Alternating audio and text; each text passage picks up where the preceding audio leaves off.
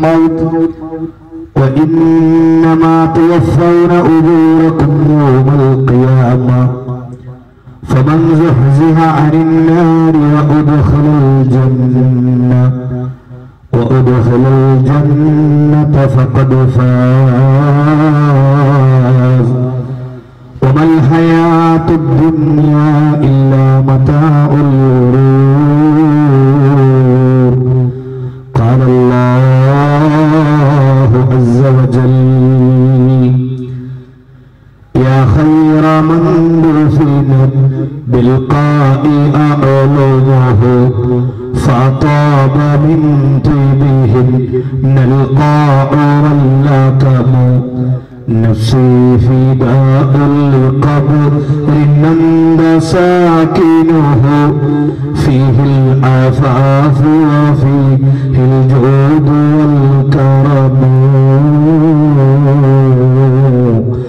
يا ربي بالمصطفى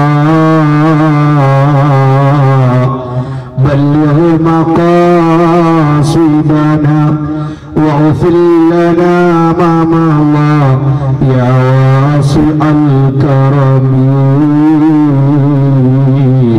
مولاي صل وسلم دائما ابدا على حبيبك خير الخلق كلهم وعلى أمة سيدنا ومولانا محمد.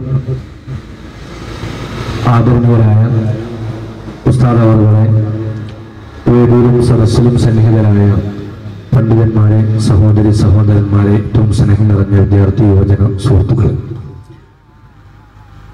അള്ളാഹുവിന്റെ മഹത്തായ അനുഗ്രഹത്തോടുകൂടി നമ്മുടെ ഈ പ്രഭാഷണ പരിപാടിയുടെ 2ാം ദിവസത്തിലാണ് നാം ഇവിടെ ഒത്തുചേർന്നിട്ടുള്ളത്. സർവശക്തനായ അല്ലാഹു നമ്മുടെ ഈ സംഗമം സ്വാലിഹായ അമലായി നമ്മിൽ നിന്ന് കബൂൽ ചെയ്യുമാറാകട്ടെ.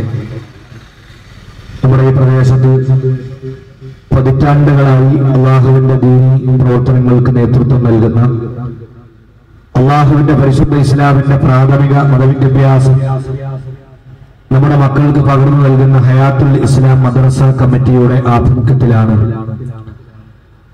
3 ദിവസത്തെ മതപ്രഭാഷണ പരിപാടി നാം ഇവിടെ സംഘടിപ്പിച്ചത്. അള്ളാഹുവിന്റെ മഹത്തായ അനുഗ്രഹത്തോടുകൂടി ഇന്ന് 2ാം ദിവസത്തിലേക്ക് കടന്നിരിക്കുകയാണ്. നാം മരിക്കേണ്ടവരല്ലേ എന്ന വളരെ പ്രധാനപ്പെട്ട ഒരു വിഷയമാണ് ഒന്നരായ ഉസ്താദ് അവറുകൾ ഇന്ന് നമുക്ക് മുമ്പാകെ ഇവിടെ അവതരിപ്പിക്കുന്നത്. സത്യവിശ്വാസിയെ സംബന്ധിച്ചിടത്തോളം ഓരോ നിമിഷവും അവന്റെ ജീവിതത്തിൽ ഓർത്തിരിക്കേണ്ട, എല്ലാ സമയങ്ങളിലും ഒരു പ്രത്യേകമായ കരുതലോടുകൂടി ജീവിക്കേണ്ട വളരെ പ്രധാനപ്പെട്ട പ്രതിഭാസമാണ് മരണം. പരിശുദ്ധ ഖുർആനിൽ തന്നെ അല്ലാഹു സുബ്ഹാനഹു വ തആല ഒരുപാട് സ്ഥലങ്ങളിൽ മരണവുമായി ബന്ധപ്പെട്ട കാര്യങ്ങളെക്കുറിച്ച് പ്രത്യേകമായി ഓർമ്മപ്പെടുത്തിയിട്ടുണ്ട്. സൂറത്തുൽ ഹശ്റിൽ അല്ലാഹു സുബ്ഹാനഹു വ തആല ഒരേ വചനത്തിൽ തന്നെ ഒന്നിലധികം 2 തവണകളിലായി അള്ളാഹുവിനെ ഭയപ്പെട്ടുകൊണ്ട് ജീവിക്കണം എന്ന് ഓർമ്മപ്പെടുത്തിയിരുന്നതോടൊപ്പം മരണാനന്തരമുള്ള ലോകത്തേക്ക് എന്താണ് നിങ്ങൾ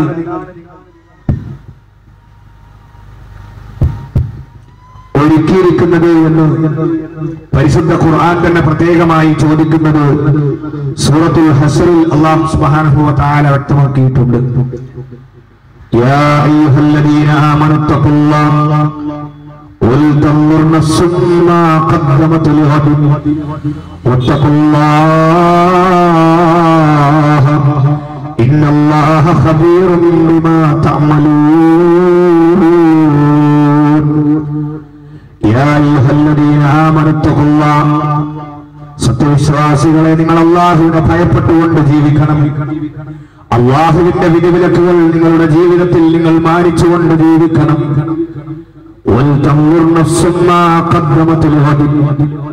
നാളേക്ക് വേണ്ടി നിങ്ങൾ എന്താണ് ഒരുക്കിയിരിക്കുന്നത്, നാളെ എന്നാൽ ഈ നാളെ എന്നതുകൊണ്ട് ഉദ്ദേശിക്കുന്നത് സൂര്യൻ കിഴക്കുനിന്ന് ഉദിച്ച് 16 അസ്തമിച്ചുകൊണ്ട് വീണ്ടും ഒരു രാത്രിയിലൂടെ 24 മണിക്കൂർ പിന്നിടുമ്പോൾ വരുന്ന നാളെ കുറിച്ചല്ല